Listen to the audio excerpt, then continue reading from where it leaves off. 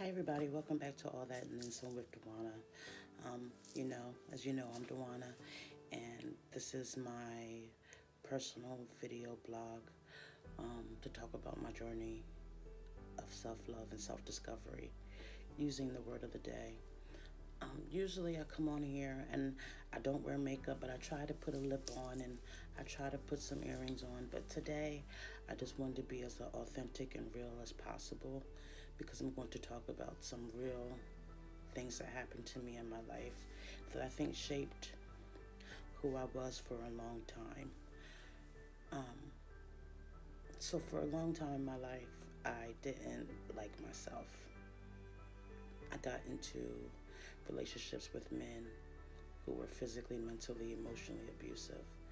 I was a very submissive type of woman. I didn't care about myself. I didn't care how I looked. My insides were crappy.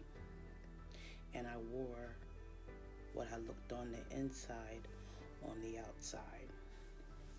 And for a long time, then I started drinking and I started doing drugs and popping pills. And for the longest time, I just thought that was just how it was. And I thought I was doing those things because I was with somebody and they did it, or it was everybody else was doing it, so that's why I did it. Um, and then I came to the realization that I really started doing it because I was trying to just forget about things, past hurt, past pain, past disappointment, and people, a lot of people, including myself. So the word of the day I picked is grok. That is spelled Grok. And what it means is to understand something intuitively or by empathy. And in this journey of self love, I have seen how God has turned my, what I used to think were mistakes and heartbreaks, into stories of triumph and testimonies. I just wanted to share a few with you, just because I know what this means, what grok means. Here's a sentence that they use, and this is where it hit me. It can take months or years just to consciously grok your own experience, more so to effectively share it with someone else. There was a long, long time in my life where I never shared anything about me personally, ever, ever. Never did I think that things that happened to me in my past were relevant to who I was as a woman today, you know? And I feel like I've grokked about it enough where I've gained so much self awareness of myself, and I've gained the strength and the resilience, and I've gained some of my power back, that it's become a lot easier for me to talk about things. So I decided I was going to be real on here. So I wanted to tell about one past childhood trauma that I really think was the beginning of my road to not loving myself. I'm going to cry. I know I am. So I was going to get it out the way. I'm going to cry because I already feel it. That's probably why I didn't put nothing on, because I'm just trying to, I just never really, I wrote about this a long time ago. And it's so much easier to write about something, because you can show your emotions in words, and somebody who really gets stories, they can actually see what you're saying and they can feel the emotions. But it's nothing like looking at somebody, um, and talking about it out of my mouth without getting some type of emotional. So when I was younger, around, I would say I had to be between the ages of 3 and 5, because I wasn't yet in like kindergarten yet. And I went to a babysitter. My parents had to put me in daycare. They worked. So, and my babysitter, I loved her. I remember her. I think I used to call her my mom because she was an older lady. And I always felt so protected when I was with her. But She had a son or a grandson. I can't tell you who it was. I don't remember. I swear he might have been a teenager, late teens, early 20s, though. And I remember, like, my memories, they're not really strong. It's the actions mostly that I remember. I don't remember that many words. I remember some things he said, some things he didn't, but it's the actions that stuck. Um, but I remember as a child being around him, feeling a sense of something just ain't right, you know. But I was 4 years old. What do I know, you know? And I remember one day he took me into the bathroom, pulled down my pants, and did some things to me.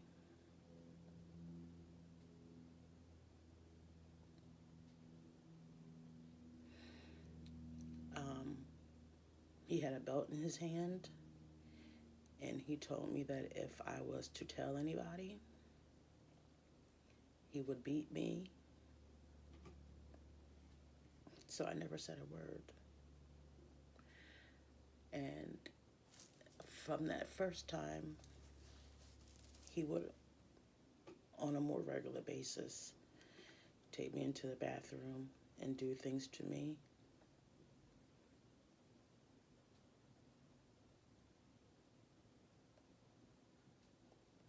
He would make me do things to him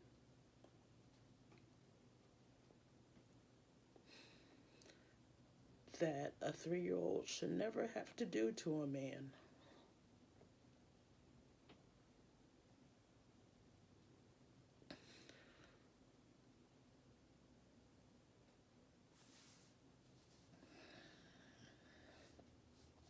And it's so weird that,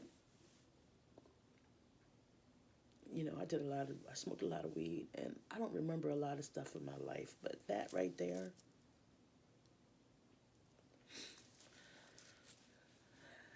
that pain right there, it don't go away.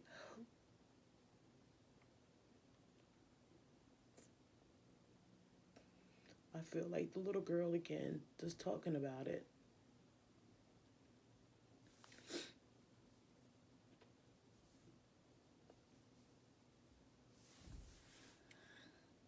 And I really think from that point on, my trust in men was tainted.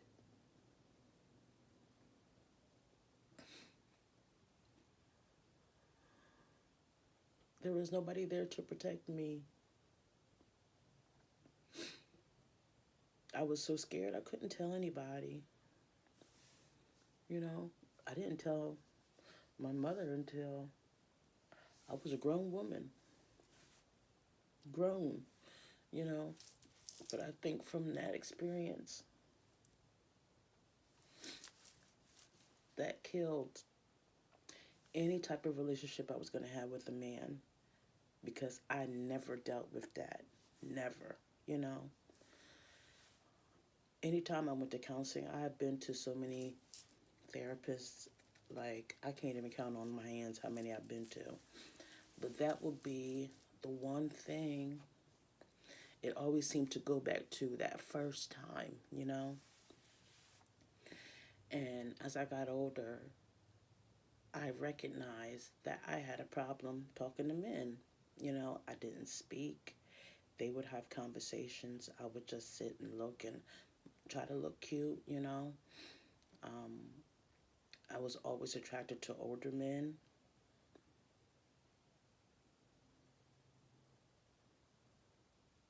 I always, I don't even want to say this, but it seemed like even when I was younger, like I didn't have sex for the first time till I was 17, okay? But I was 12 years old, 13 years old, hanging out at a college on a regular basis. And I feel like I was doing things to men that I knew what to do based off of what happened to me as a child. I was told to not speak. I was told what to do.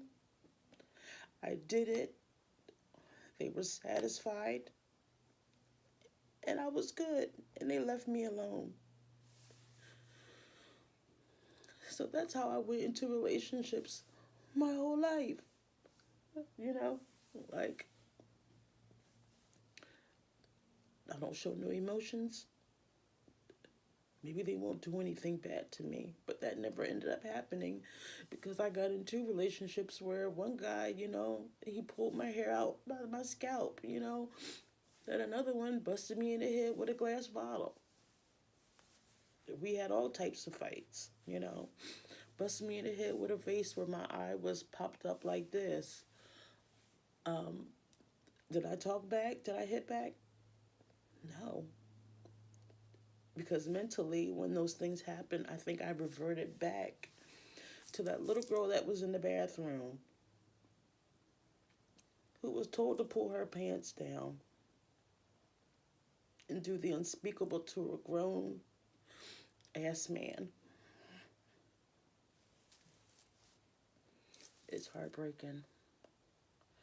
It's heartbreaking. So,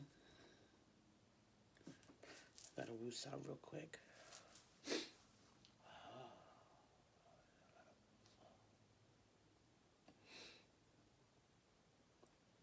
Okay.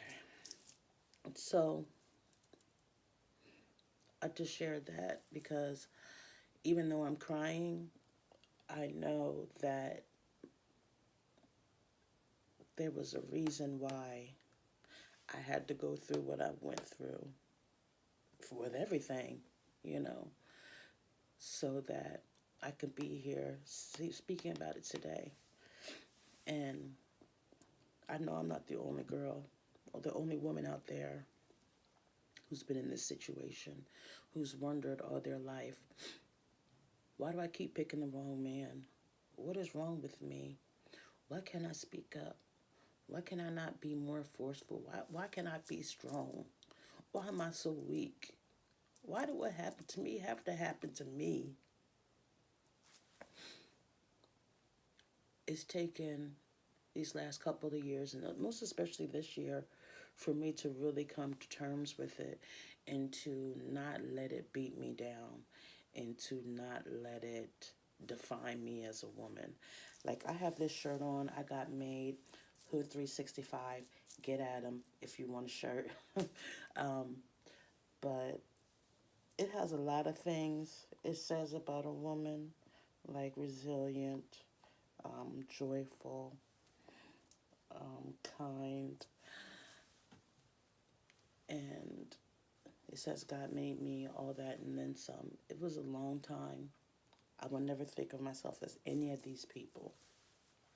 That's why I said in my last video that this journey is a roller coaster, I have days where I'm like, yeah, I'm going to get it. I'm going to get it. And I have days where I'm like, get what? you know, but it's all part of the journey. It's all part of growing and learning more about myself. I have come to terms with my childhood sexual abuse. I've come to terms with it. And that wasn't the only time. I mean, let's get it all the way. Let's be all the way real. It happened to me again when I was between 9 and 11 with somebody else.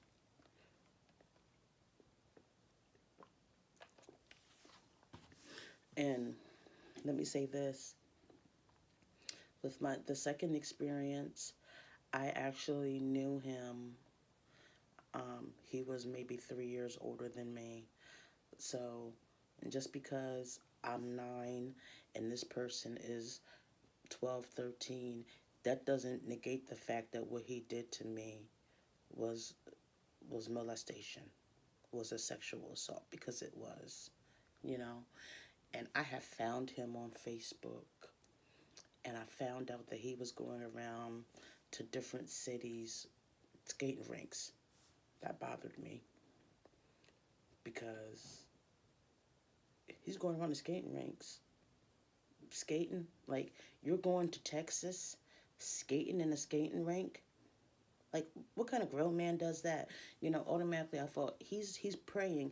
He's preying on young girls because he started at an early age messing around, doing things he shouldn't have been doing to girls, and now here he is in his 40s, rolling around on skating rinks at skate parks and stuff. No, so I had the opportunity. I friended him on Facebook. I watched his. I pretty much stalked him. I feel like I stalked him probably for a good 2 weeks. And finally, I got into his inbox and I was like, "Do you remember the things you used to do to me when we were younger?" And he tried to play like he didn't know what I was talking about. Oh, like I straight snapped out. Like, I think I took the frustration of my first experience, put it in with what had happened with him, and I just tore him a new one. Like, I'm like, I feel that you are a child molester. Any man that goes around the country going to skating rinks to skate, you're preying on young women. You're looking at little girls, seeing who could be your next target. I believe he was a teacher. I was like, and for the fact that you're a teacher, like, where do you teach? Like, I was so serious. Where do you teach? Because I want to call them. I was ready to ruin this man's life. You understand me? And I did this 5 years ago when I was still in the life, you know what I'm saying? Living sinfully all the time. Cause I ain't gonna say now I live sinfully. I don't live sinfully all the time because I ain't perfect. But 5 6 years ago when I did this, oh honey child, every curse word came out my mouth. I told him he's a pedophile. Oh, I just went off. I told him if he ever tried to get in contact with me again, I would get him arrested. And I felt like that was the start of the closure, but still, I still had to work on how I felt, you know, my feelings, my thoughts, my emotions on it. Um, I I went to a counselor. I love my counselor that I have now. He's really helped me with a lot of things that's going on in my past and getting me to the realizations where I'm at now. And I'm telling you, God, for real, He has been my strength in this. He has made it a point to use every single facet of my life as a teaching lesson for me. And then He takes it upon Himself to say, now that you've learned something from it, go ahead and pass it on to somebody else. And that's what I love about it. And, you know, I'm going to cry again because that's what. There was a time in my life where I used to think God didn't love me. Like, why does God love me if He would make all this stuff happen to me? I get molested at the age of 3. I get molested again at the age of 9, between 9 and 11. I get in not one, but two physically, emotionally, mentally abusive relationships. I start doing drugs. I become an alcoholic. I lose my cousin. Like, that's just the tip of the iceberg. He can't love me. You know what I'm saying? But even when all that stuff was happening, it could have been worse. He was right there. He was right there protecting me, even when I thought I was by myself. You get me? So I feel like I'm always talking about my journey to self love, and I felt like I wasn't being truly authentic and real as I wanted to be. But I have a thing with crying on camera. You know, I don't feel I'm the best looking crier. Um, I think I did pretty good. I could have really went there. I didn't go as I didn't cry as much as I thought I was. Thank you, Lord. Um, but I've grokked about it enough to where I'm comfortable with talking about it. Um, I still cry. It's gonna get a point to where the more I talk about it, the stronger I'm gonna get, and I'll be able to um, iterate the words without crying, without getting that catch in my breath. So today's just the first day. There will be many more. but I've grokked about it, and now it's time for me to talk about it. I'm probably going to start telling more past stories, um, just to give you a sense of where I came from to where I'm at right now.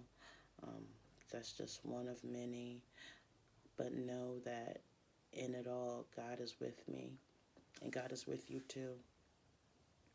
There's never been a moment, ever in your life where He didn't think, that is my child, and I have plans for that child of mine, and I know, and I'm truly grateful.